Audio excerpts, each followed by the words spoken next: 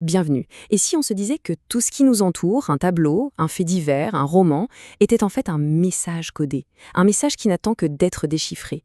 Aujourd'hui, on enfile notre casquette de détective et on emprunte les outils d'un des plus grands maîtres en la matière pour percer ce mystère.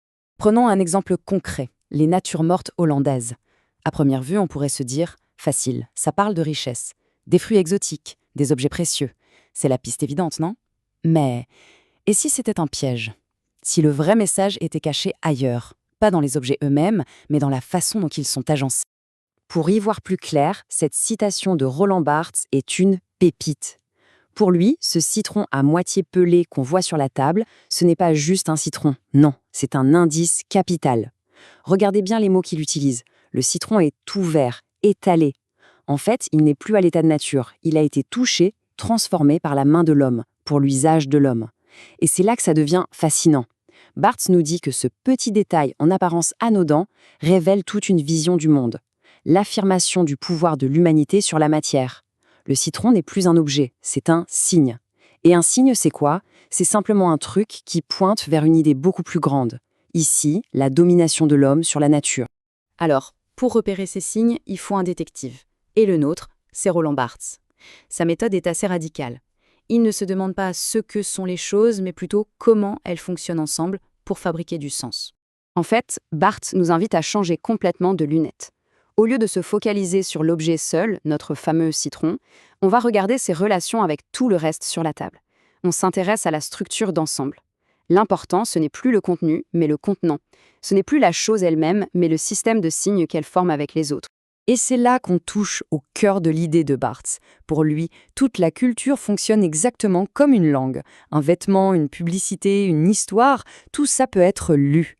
Chaque élément est comme un mot dans une grande phrase, et notre mission de détective, c'est de comprendre la grammaire qui les relie. Allez, on quitte le musée en instant. Voyons comment cette méthode s'applique à quelque chose de bien plus moderne, le fait divers, cette petite brève qu'on lit dans le journal. Barthes les décortique comme des mini-récits qui ont une structure bien précise. Ça commence presque toujours par un détail qui a l'air de rien, une toute petite cause. Par exemple, il prend le cas d'un cerf qui se coince dans un aiguillage. Bon, un événement presque banal, on pourrait dire. Mais attention, cette cause, en apparence minuscule, va enclencher quelque chose de totalement démesuré. Et paf, un train entier déraille. Une catastrophe. Et voilà, la clé de l'énigme, elle est là. Pour Barthes, le vrai sens du fait divers n'est ni dans le cerf, ni dans le train. Non, il est dans cette relation complètement dingue, cette disproportion choquante entre la cause minuscule et la conséquence énorme. C'est cette structure qui nous fascine et qui, en fait, crée l'histoire. On continue notre enquête sur un autre terrain de jeu, la littérature. Là, les auteurs sont des magiciens qui jouent avec la structure pour nous balader et, bien sûr, pour créer du sens. Barthes prend l'exemple de Zazie dans le métro. À première vue, tout semble normal. Des personnages, une histoire, le décor de Paris. On a une structure classique, qu'on connaît bien. Sauf que c'est un piège. Un jeu absolument délicieux. Queneau met en place toutes les attentes qu'on a d'un roman traditionnel, juste pour le plaisir de les démolir les unes après les autres, avec un grand clin d'œil. Le plus drôle, c'est le titre lui-même. Le livre s'appelle Zazie dans le métro, donc on s'attend à ce qu'elle prenne le métro. Logique, non? Eh bien non. À cause d'une grève, elle n'y mettra jamais les pieds. L'attente principale est volontairement, malicieusement, frustrée. Et c'est exactement ça, la littérature selon Barthes. C'est un jeu où le sens est constamment promis, mais jamais complètement donné. Ici, la structure, c'est-à-dire l'attente déçue, devient le vrai sujet du livre. Le système de signes nous parle de la nature même du récit.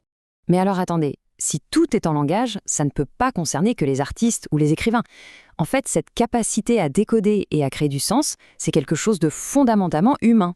Pour Barthes, le terme Homo sapiens, l'homme qui sait, n'est pas suffisant pour nous définir. Alors il propose un nouveau nom pour notre espèce.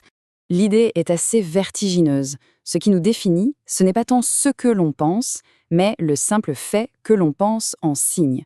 On est des machines à fabriquer du sens, en permanence. Pensez-y une seconde.